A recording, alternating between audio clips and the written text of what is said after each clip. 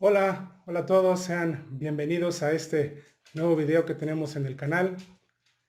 Les damos la más cordial bienvenida a quienes nos sintonizan, a quienes nos ven en este momento.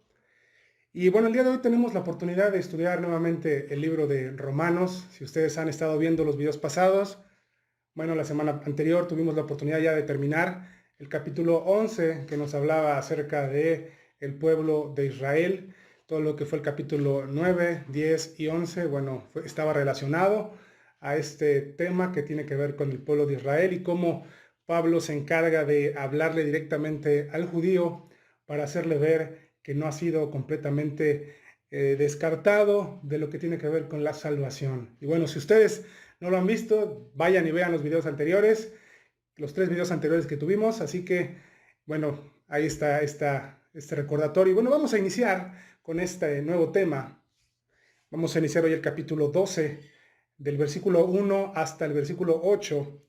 Y en estos versículos, hermanos, hemos denominado el título de este video o de este tema en dos partes. Y el primero, el día de hoy llamaremos a este tema práctica de la vida cristiana. Este será el tema que hoy estaremos viendo el día de hoy. Y bueno, vamos a ir directamente a la palabra del Señor.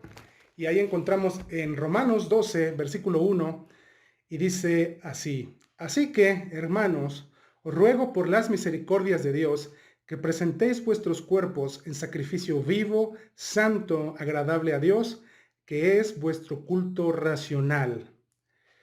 Pablo nos habla a los creyentes, habla a la iglesia. Así que, hermanos, esto que Pablo está expresando, este mandato que Pablo está expresando, se lo da a todos aquellos que han sido librados, todos aquellos que han sido rescatados ya a través de la gracia, a través de la salvación. Así que este mandato, que es expresado desde esta forma amorosa, os ruego, es solamente para la iglesia. Así que, hermanos, os ruego. Fíjese qué hermoso es que lo que Pablo está expresando acá es un mandato, pero lo hace hacia la iglesia de una forma amorosa, de una forma, de cierta manera, en amor hacia los hermanos. Es que él expresa esta palabra: os ruego por las misericordias de Dios que presentéis nuestros cuerpos. No, dice Pablo, os ruego por las misericordias de Dios. ¿Qué significado tiene para nosotros las misericordias de Dios? Hermanos, las misericordias de Dios hacia nuestra vida son muchas, son infinitas, pero solamente vamos a enfocarnos, y por ahí en algún momento va a aparecer en su pantalla un listado de todo lo que hemos estudiado a lo largo del libro de Romanos. No todo está en videos, solamente tenemos 3. Pero si usted es de la Iglesia Oriente 18, va a recordar a través de todos los estudios de Romanos que hemos tenido, desde el capítulo 1 hasta el momento que hemos llegado, todas las misericordias de Dios que han sido expresadas a lo largo de este hermoso libro. Y bueno, las dos principales misericordias que tenemos aquí anotadas para que usted recuerde es que en Cristo somos los amados de Dios. Y por ahí en su pantalla van a aparecer este listado con las citas para que usted vaya y póngale pausa al video, vea las citas y trasládese hasta aquellos pasajes para recordar y ver a través de la Escritura cuáles son esas misericordias dadas al hombre, al creyente, a través de lo que Dios ha hecho por nosotros. Os ruego por las misericordias de Dios. ¿Cuáles son esas misericordias? Bueno, en Cristo somos amados por Dios. Dice también, todos recibimos la gracia por medio de Jesucristo. Esa es una de las razones principales, de las misericordias principales que Dios nos ha dado.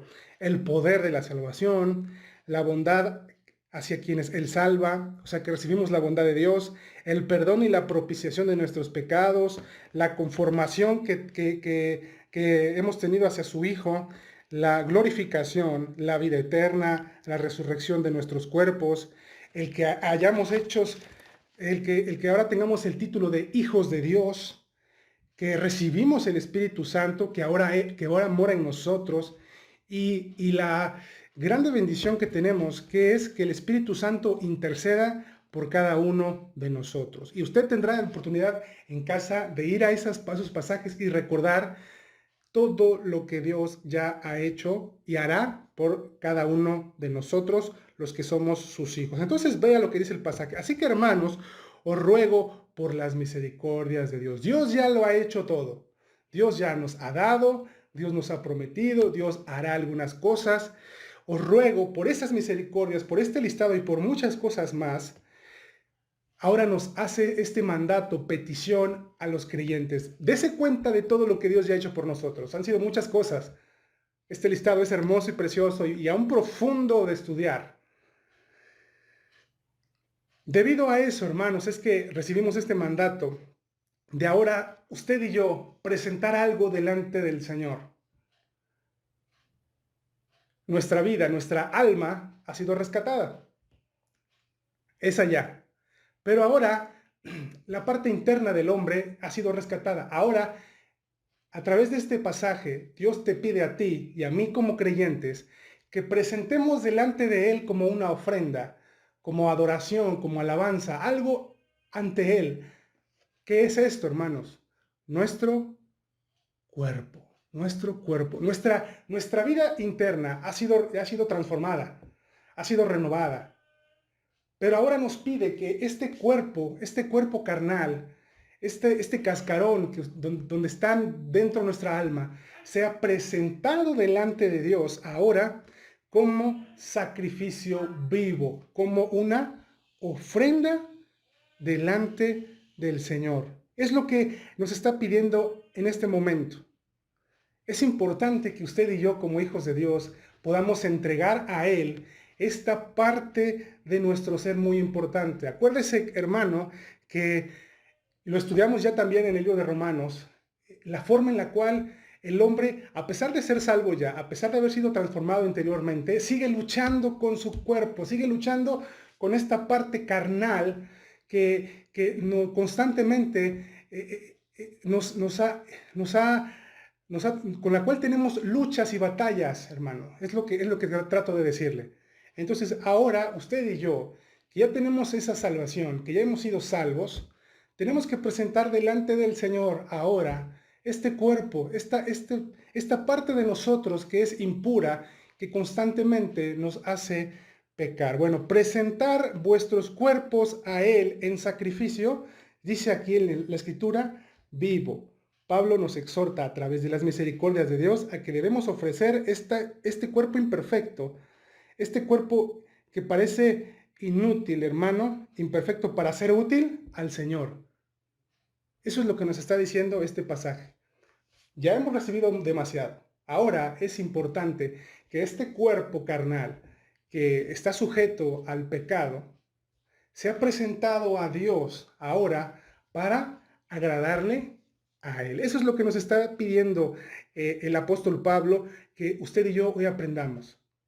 Debemos presentar nuestro cuerpo ante Él como sacrificio vivo. Y dice después también santo.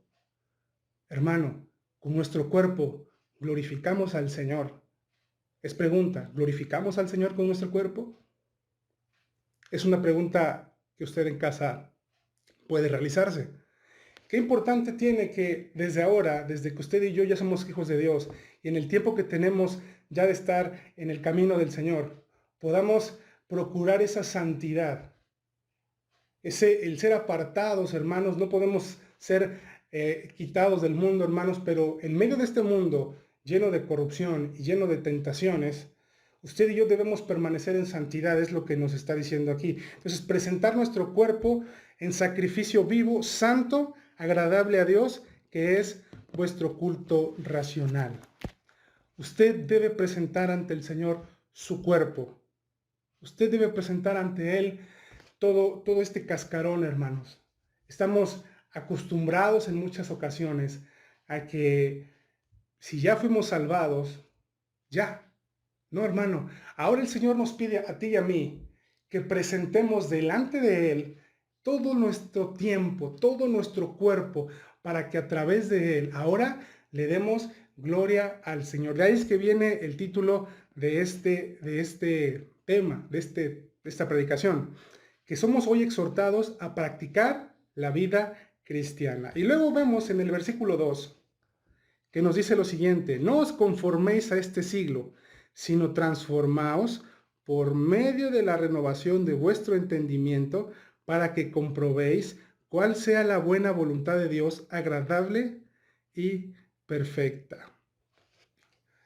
Esta frase que tenemos a continuación nos dice: no os conforméis a este siglo. Hermano, no te acostumbres, no te amoldes, es lo que nos está diciendo aquí el pasaje.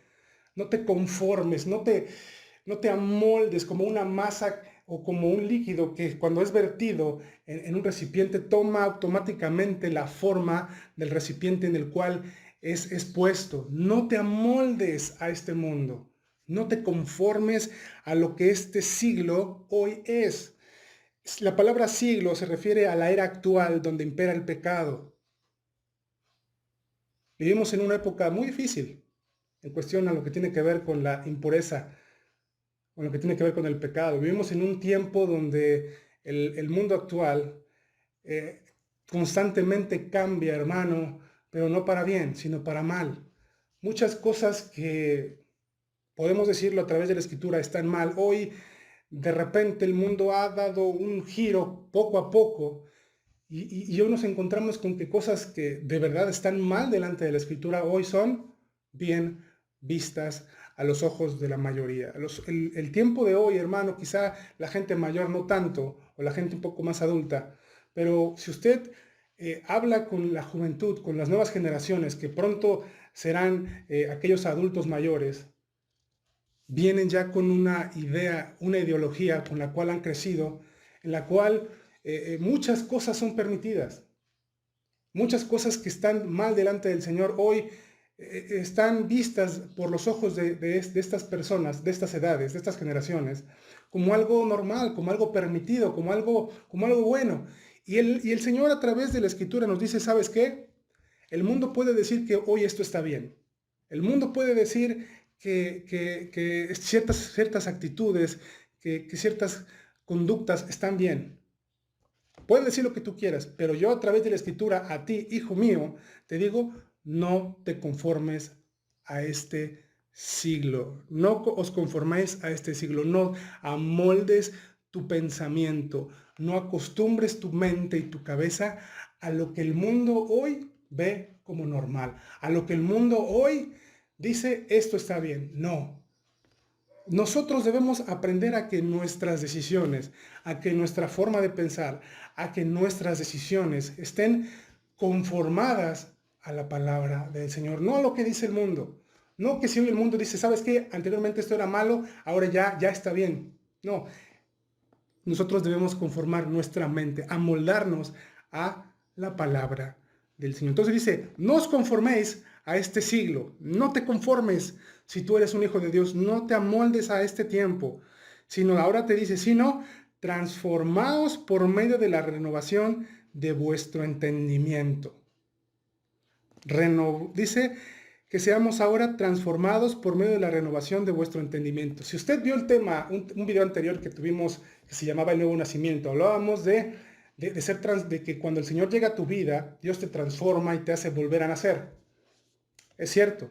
Ahora, como creyente, lo que tú tienes que hacer es que a través de la lectura de la palabra del Señor, porque solamente a través del alimento espiritual, que es leer constantemente la palabra de Dios, es como tu mente, en lugar de conformarse a este siglo, en lugar de conformarse a lo que el mundo dice, se va a conformar ahora a la palabra de Dios. Necesitas constantemente estar leyendo su palabra. Es la única forma en la cual tú podrás ser transformado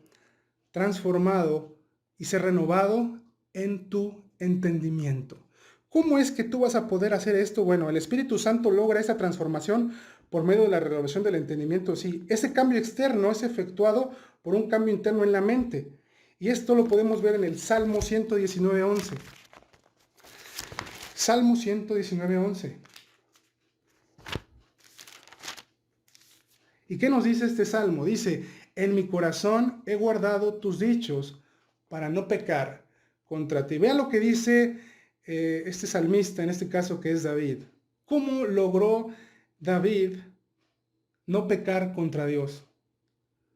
Dice que en su corazón ha guardado los dichos en la palabra del Señor. Entonces, habla de que David logró una vida en santidad o apartarse de una vida de pecado a través de guardar en su corazón la palabra de Dios.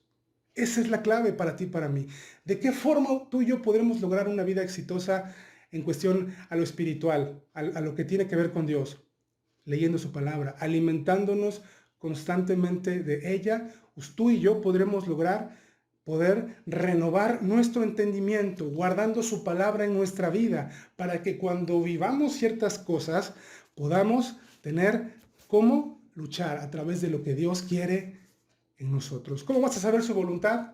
Leyendo la Escritura. Entonces, necesitamos renovar, que nuestra mente sea renovada. No que se conforme al mundo, sino que sea renovada y sea ahora conformada a la palabra de Dios, para que nuestro entendimiento ahora tenga el discernimiento de lo que es agradable a Dios, para que comprobéis cuál sea la voluntad de Dios.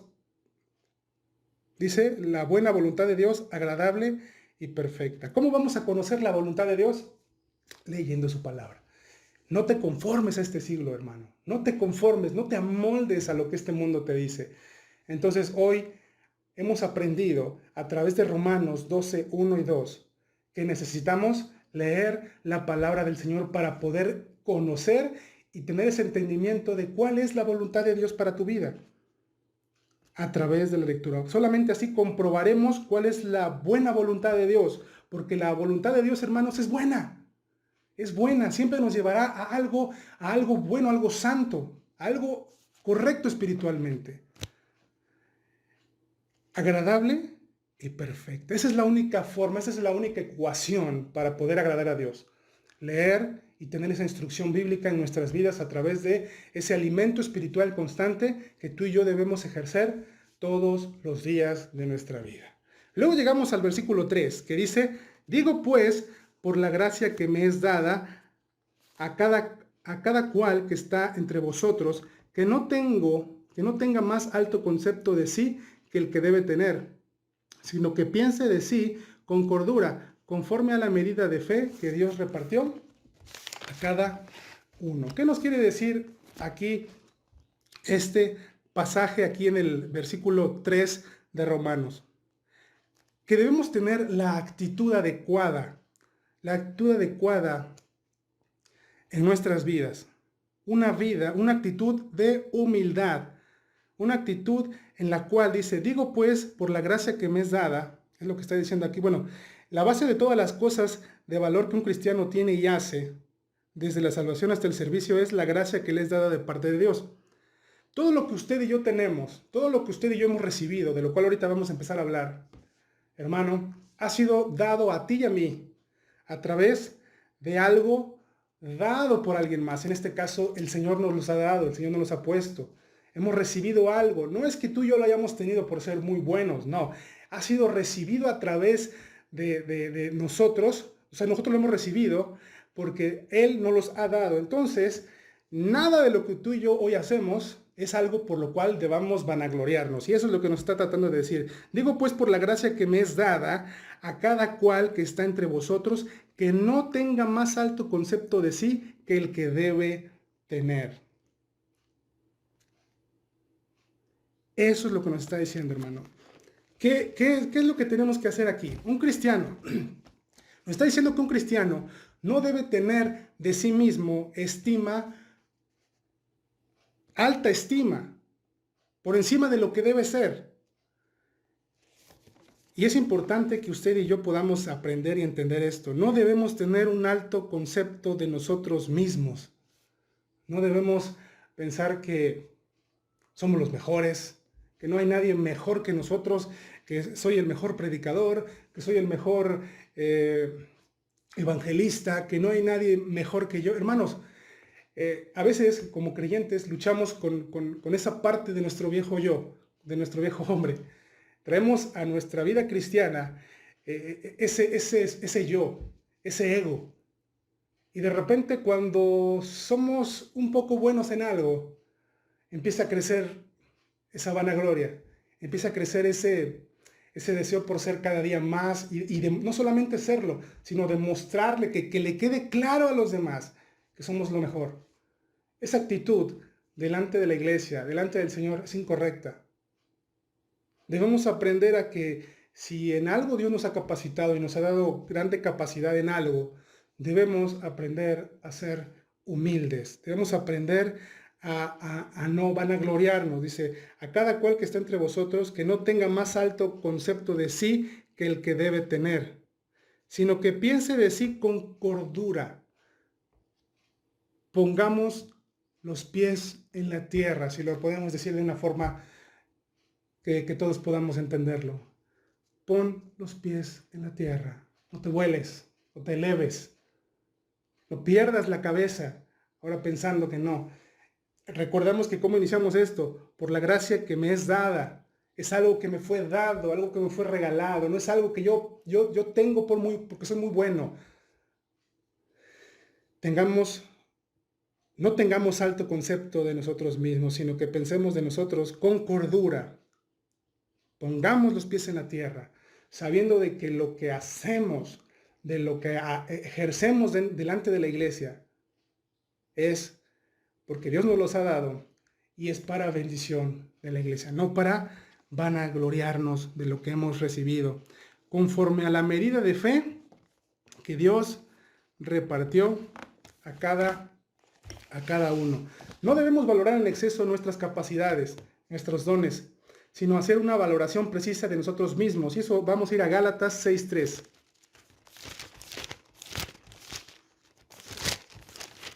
Y nos dice Gálatas 6:3, porque el que se cree ser algo, no siendo nada, a sí mismo se engaña. Para que lo meditemos en nuestras mentes, pensar de nosotros mismos con cordura. Cada creyente, dice este pasaje en el versículo 3, conforme a la medida de fe que Dios repartió a cada uno de nosotros. Eso quiere decir que cada creyente hemos recibido un don.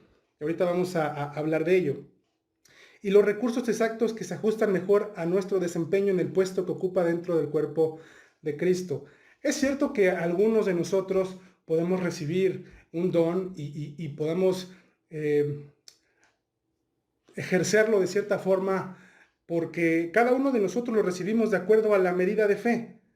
Cada uno lo recibimos en una medida distinta. Eso es lo que nos está tratando de decir. Cada creyente recibe el don y los recursos exactos que se ajustan mejor a su desempeño, a su crecimiento espiritual.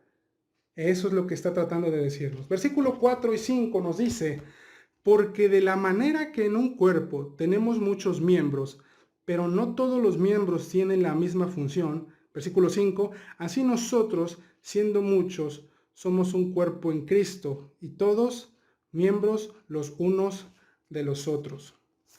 Vea lo que nos está diciendo. Pablo está comparando los dones o a cada creyente como una unidad, o en este caso a todos los creyentes como una unidad que es la iglesia con un cuerpo. Fisiológicamente usted se puede imaginar un cuerpo de los pies a la cabeza y estamos conformados, hermanos, en un cuerpo, pero a pesar de que un cuerpo es uno solo, ese cuerpo está constituido por diferentes miembros, por diferentes cosas que tiene el cuerpo que hacen que cada parte de él haga una función diferente, pero necesaria. Eso es lo que está pasando, porque de la manera que en un cuerpo tenemos muchos miembros, un cuerpo está constituido por la cabeza, por las manos, por todo lo que es los brazos, por todo lo que tiene que ver con nuestras piernas. Y aún si vamos de la forma interna, hermanos, encontramos muchos miembros más. El cerebro, vamos a encontrarnos con diferentes órganos, hermanos, el corazón, un riñón, nuestro estómago. Y todavía más profundamente, hermanos, otro tipo de funciones. Bueno, el cuerpo es una unidad, pero está constituido por muchos miembros. Porque de la manera que en un cuerpo tenemos muchos miembros, pero no todos los miembros tienen la misma función, así nosotros, siendo muchos, somos un cuerpo en Cristo, y todos miembros los unos de los otros. Eso es lo que está diciendo, hermanos. Todos constituimos un cuerpo que es la iglesia. Pero esa iglesia está formada por diferentes miembros. Cada miembro de ese cuerpo es muy importante.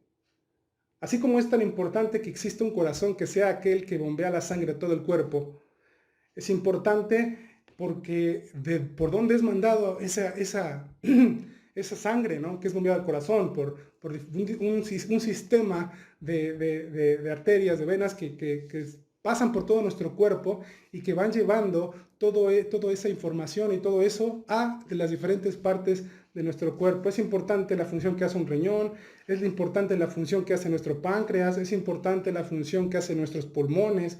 Hermanos, cada miembro hace una función distinta, pero vital e importante cada una de ellas, que si la quitamos del cuerpo, bueno, todo lo demás se ve alterado, todo lo demás sufre de alguna forma por las consecuencias de que algo no esté funcionando correctamente. Así, hermanos, la iglesia en Cristo está compuesta por diferentes órganos, por diferentes miembros. Cada una de ellas, de esos miembros, hace funciones diferentes, hace funciones distintas, que son de igual y de vital importancia para todo el cuerpo, hermanos, que es necesario que existan. No todo el cuerpo va a ser la mano, no todo el cuerpo va a ser el corazón. No, hermanos, es importante que haya esas variantes, esa gama de diferentes cosas que permitan que el cuerpo tenga todo lo que necesita para poder funcionar. Eso es lo que nos está diciendo el versículo 4 y el versículo 5, que la iglesia está constituida por diferentes miembros, que cada uno hace cosas distintas. Y ahorita vamos a hablar de qué significa esto. Hablamos de los dones y vamos a iniciar esta parte de la escritura en el versículo 6, 7 y 8. ¿Y qué nos dice el versículo 6? De manera que teniendo diferentes dones, según la gracia que nos es dada, si el de profecía, úsese conforme a la medida de la fe. Bueno, aquí tenemos este versículo número 6, que nos dice esto aquí en la escritura. De manera que teniendo diferentes dones, lo hablábamos, hermanos, vamos a hablar de ellos. La iglesia ha recibido a través del Espíritu Santo, cada creyente verdadero ha recibido sobre él un don, o más de un don, no lo sabemos. Cada creyente es distinto, de acuerdo a la capacidad que Dios ha dado, o también en cierta forma a la fidelidad de ese creyente. Pero teniendo cada uno, y en ese cuerpo, hermanos, hay diferentes dones. Hay diferentes dones, según que la gracia que nos es dada. La palabra diferentes aquí se relaciona con la diversidad y gracia que tiene que ver con la unidad. Bajo la gracia soberana de Dios, cuyos beneficios reciben todos los creyentes en común, todos tenemos diferentes dones según las formas específicas, como Él nos equipa con dones a cada uno como individuos. Bueno, vemos esta parte. Según la gracia que nos es dada, si el de profecía, aquí vemos el primero de esos dones, el don de la profecía. Un don, hermano, que hasta cierto punto a veces es un poco mal entendido en ocasiones, según lo que tenemos como evidencia en la palabra del Señor. El de profecía dice, úsese conforme a la medida de la fe. El don de profecía es sencillamente el don de ¿qué? De predicar, de proclamar ¿qué? La palabra de Dios. El don de profecía es el don de ser el vocero público de Dios a fin de instruir, amonestar, reprender, corregir, retar o consolar y animar a la iglesia. Ciertamente en el pasado, una de las cosas que Dios permitía es que a través de ciertos hombres de fe, Dios transmitía de una manera directa la palabra que quería llevar al pueblo de Israel, y usaba a los profetas para llevar al pueblo de Israel su voluntad, para que el pueblo supiera su voluntad. Porque debemos entender que hace muchos años, bueno, no existía lo que usted y yo hoy tenemos, que es la palabra del Señor. Pero ahora que usted y yo tenemos ya la palabra completa, los 66 libros de la Biblia completos, ¿podemos ejercer igual ese don de profecía? Sí, porque el trabajo importante del profeta es revelarle a la iglesia la palabra de Dios de acuerdo a las necesidades que hay en ese momento en la iglesia. Entonces, Este don de profecía pudiésemos definirlo de esta forma, como aquel vocero público de Dios que instruye, que amonesta y que reprende o que corrige o consuela o anima a la congregación. Eso es la función de un profeta. Y nos dice, úsese conforme a la medida de la fe.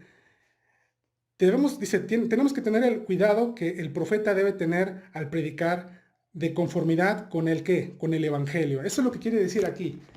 Dice, úsese conforme a la medida de la fe. Úsese conforme al evangelio que hoy usted y yo hemos creído.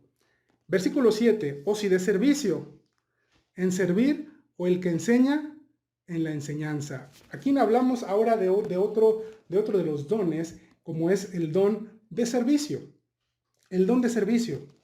Y este don de servicio, vemos aquí que, ¿qué significado tiene este don para algunos de los cuales nos puedan estar viendo y digan, bueno, ¿cuál es mi don? A lo mejor mi don no es el de profecía, a lo mejor mi don es el de servicio.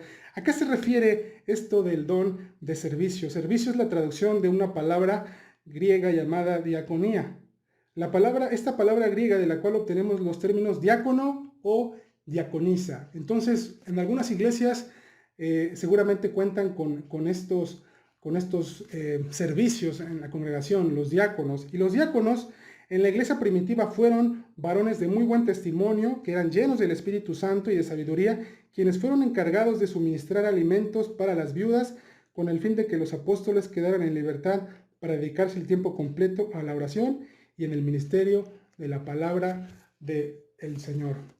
Bueno, el don de servicio, hermanos. El don de servicio es uno de los dones más importantes que tenemos dentro de la congregación, porque tiene que ver con hermanos que dan de sí mismos, hermanos, para que todo lo que hay en la congregación pueda estar correctamente y adecuadamente, hermanos. Y bueno, aunque hay ciertas formas en las cuales algunas iglesias aplican este don o este ministerio, bueno, cada uno de ellos, así como nos lo dice acá, debemos usarlo conforme a la medida de nuestra fe, conforme a la medida de lo que entendemos. El don de servicio se manifiesta en toda clase de ayuda práctica que los cristianos prestan unos a otros en el nombre de Jesús. Ese es el nombre, esa es lo que este don o lo que este ministerio realiza, todo lo que pueda ser relacionado al servicio en la congregación o hacia los hermanos. O luego entramos a la siguiente parte que dice, o el que enseña en la enseñanza. Otro de los dones que son muy importantes dentro de la congregación es el don de la enseñanza. Aquí en el versículo 7 nos lo dice, el cristiano que enseña ha sido equipado.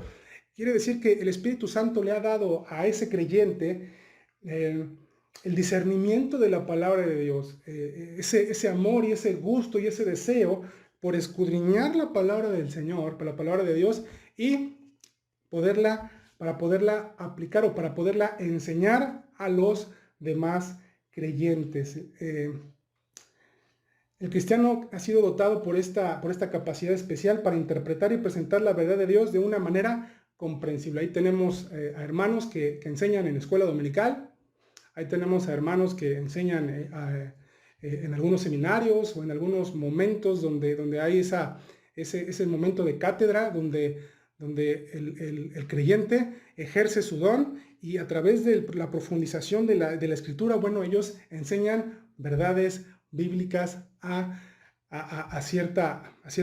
cierta área de la congregación. Eso es de lo que nos habla el don de la enseñanza. Bueno, ahora llegamos al último versículo de este momento, de este tema. Versículo 8 dice, el que exhorta en la exhortación, el que reparte con liberalidad, el que preside con solicitud, el que hace misericordia con alegría. Bueno, aquí tenemos varios dones. Primero se nos habla de que el que exhorta, aplíquese en la exhortación. El don de exhortación abarca ¿qué ideas?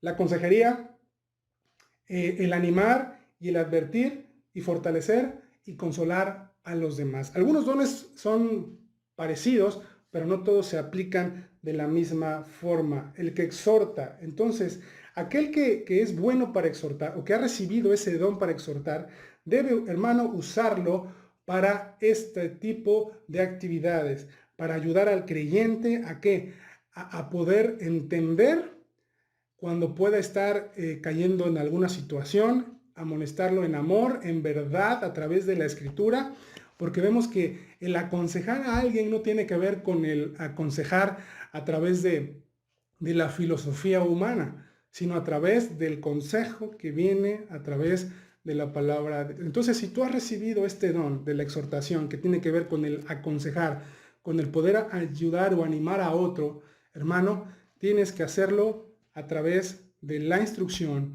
y de lo que la palabra de Dios nos habla en cuestión a lo que la persona tiene que entender y debe realizar para poder salir adelante de ese problema que puede estar pasando o pecado en el cual puede estar envuelto. El don puede ser usado para persuadir a un creyente de apartarse de un pecado, como lo habíamos hablado, o un mal hábito. Luego vemos aquí en el versículo 8, el que reparte con liberalidad. El que reparte con liberalidad. Aquí como al principio como que no se entiende muy bien. La persona que ejerce este don, que es el repartir, tiene que ver con aquella persona que tiende a ser desprendido de lo que tiene. Tiene que ver con un sacrificio personal. La palabra liberalidad alude a la idea de una actitud de ser generoso. Vamos a ver a qué se refiere este don de saber repartir con liberalidad. Lucas 3:11. ¿A qué se refiere este don? Lucas 3:11. Nos dice, y respondiendo les dijo, el que tiene 2 túnicas, dé al que no tiene, y el que tiene que comer, haga lo mismo. Bueno, aquí hay un don específico que tiene que ver con aquel que le es muy, no precisamente fácil, pero que le nace del corazón el desprenderse de aquellas cosas que tiene. Bueno, es un sacrificio personal. La palabra liberalidad nos ayuda a esa actitud de ser generoso, de ser sincero y de que lo que damos sea de corazón, sin fingimiento o dobles intenciones. Es importante, hermano, que aquel que tenga este don aprenda a darle a los demás sin esperar un gracias, sin esperar una respuesta favorable de la otra persona. Aquel que tiene este don debe entender que lo debe hacer con liberalidad, lo debe hacer con generosidad, aun cuando las personas no respondan favorablemente. Hermanos, es muy específico y muy hermoso este don, porque tiene que ver mucho con aprender a tener misericordia de los demás, con aprender a tener ese amor por las personas que están teniendo una situación difícil económicamente, ¿no? De compadecerse de otros y de desprenderse sin esperar nada a cambio. Luego nos dice este mismo versículo 8, el que preside, hágalo dice el que preside con solicitud. Este don de presidir habla de liderazgo dentro de la iglesia. Nos habla de aquellos que ejercen un don de tener bajo su responsabilidad un grupo de personas. En este caso nos habla a aquellos de los pastores, ancianos, diáconos, que se encargan de administrar, que se encargan de salvaguardar la grey. Eso es de lo que se nos habla este ministerio de presidir, de tener liderazgo dentro de la iglesia. Y este don de presidir se debe hacer con solicitud. Y esta palabra transmite la idea de prontitud. Debemos ejercer este don con prontitud. Por ende, esto hace imposible que los que ejercen este don tengan desidia y ociosidad, sino que ejerzan y velen por los intereses y por la salud espiritual de la congregación con responsabilidad, sin ser flojos, sin dejar pasar el tiempo, sino ocupándose de lo que es su ministerio. Eso nos habla con solicitud, con amor, con responsabilidad, siendo personas ocupadas y que procuran constantemente a sus congregantes, a los congregantes, haciéndolo con cuidado, con constancia, hermanos, y con sensatez. Hablamos de una persona que constantemente está instruido en la palabra del Señor. Y luego vemos el último, dice, el que hace misericordia con alegría. El don de el que hace misericordia transmite la idea de demostrar simpatía por alguien con acciones y al mismo tiempo tener los recursos necesarios para consolar y fortalecer con éxito a esa persona. El don de la misericordia debe hacerse con alegría. El cristiano que hace misericordia ha sido facultado por Dios con una sensibilidad especial. ¿A qué? Al sufrimiento. Cuando ves a una persona que está pasando por un momento difícil, bueno, aquel que tiene ese don de misericordia, bueno, va hacia esa persona que la está pasando mal y desde una forma inmediata, bueno, va y atiende la necesidad, especial al sufrimiento y la tristeza. Tiene la capacidad de percatarse de la miseria y las dificultades que pueden estar pasando otros en ese momento. Esta facultad debe ministrarse sin titubeos y con un sentido muy importante del deber. Debe hacerse con alegría. No es que de repente veamos la situación, la tristeza, la situación y digamos, ay no, otra vez este hermano, otra vez hermano. Este don se ejerce con alegría, con gozo, con gusto, con ese placer. Hermanos, yo no sé, a través de todo lo que hemos estado hablando en cuestión al versículo 6, 7 y 8, si alguno de ustedes ha identificado por dónde están su don. Algunos seguramente los que ya nos están viendo ya están enseñando, ya están sirviendo, ya están en el servicio o ya están en el liderazgo o en algunas otras ramas de los servicios en la iglesia o ejerciendo otro tipo de dones dentro de la congregación. Es importante, como lo acabamos de ver cuando empezamos, es que presentemos nuestros cuerpos en sacrificio vivo. Eso es con lo que iniciamos. Y para terminar, hermanos, quisiéramos hacerlo con esto, para que ustedes se lleven esto a sus mentes y puedan meditar en ello. No sé cuánto tiempo, cuántos años quizá llevas dentro de la congregación. Si tú ya estás trabajando en la obra del Señor, qué bueno. Estás haciendo lo que dice Romanos 12:1. Has presentado ya tu cuerpo como sacrificio vivo. Has hecho caso a lo que dice la palabra del Señor.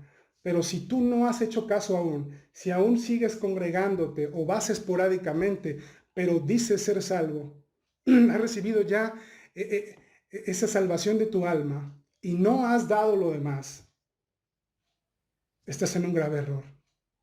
Porque la palabra del Señor nos anima y nos presenta su palabra para que tú y yo, a la de ya, presentemos nuestras vidas ante Él. Dale tu tiempo, dale tus energías, dale tus fuerzas. A veces invertimos todo nuestro cuerpo en un trabajo secular y está bien, debemos llevar el sustento económico al hogar. Pero nos afanamos tanto porque lo tengamos todo, que muchas veces no tenemos tiempo para el ministerio, para ejercer nuestro don. Perdemos mucho tiempo de nuestra vida, hermanos, y desgastamos nuestro tiempo, nuestras energías. A veces hasta nos enfermamos por la presión del trabajo, porque estamos envueltos en la idea y en la necesidad de tener cada día que mi familia lo tenga todo. Pero descuidamos el área más importante de nuestra vida, en la cual Dios nos pide que presentemos nuestros cuerpos ante Él, que presentemos nuestras vidas ante Él y que hagamos y ejerzamos nuestros dones y invirtamos nuestras energías, invirtamos todo lo que somos a Él. Hermanos, aprendamos a administrar nuestro tiempo. ¿Hay tiempo para trabajar? Sí, tomemos tiempo y trabajemos. Pero hermanos, no le demos al Señor el tiempo que nos sobra. No le demos al Señor las obras de lo que nos quedó y estas son las 2 únicas horas que tengo para servirte. Y luego, no, hermanos, presenta tu cuerpo como sacrificio vivo, santo, agradable a Dios. Es algo que tú debes procurar. Es algo que tú debes procurar. Si ya has sido transformado, esta es una evidencia. Obedecerás automáticamente. Si no, probablemente estés engañando a ti mismo, porque aún no has sido transformado, probablemente aún no has entendido. Y este momento de reflexión después de este tema es para que tú hoy reflexiones en tu vida y digas, necesito presentar mi cuerpo al Señor, darle mi tiempo, entregarle completamente todo lo que soy. Ella lo ha hecho todo. Ya vimos un poco de lo que tiene que ver con las misericordias de Dios. Dios ha derramado sobre nosotros muchas cosas, más prácticamente no merecíamos nada y nos ha dado más de lo que merecemos. Hoy tú puedes entregar tu vida, sí, puedes hacerlo. Hoy necesitas entregar tus fuerzas, tu vida, físicamente, hoy puedes darle a Él también tus fuerzas. Desgástate en el Señor, sí, hermano, es importante, así como nos desgastamos en el trabajo, sí, pero ahora es importante que entendamos que tenemos que desgastar también nuestras energías en el Señor. Vale la pena, hermanos, vale la pena, porque algún día cada uno de nosotros daremos cuenta de todo lo que hemos hecho. Hermanos, que Dios bendiga su palabra y pues reflexionemos en esto y nos vemos en el próximo video. Chao.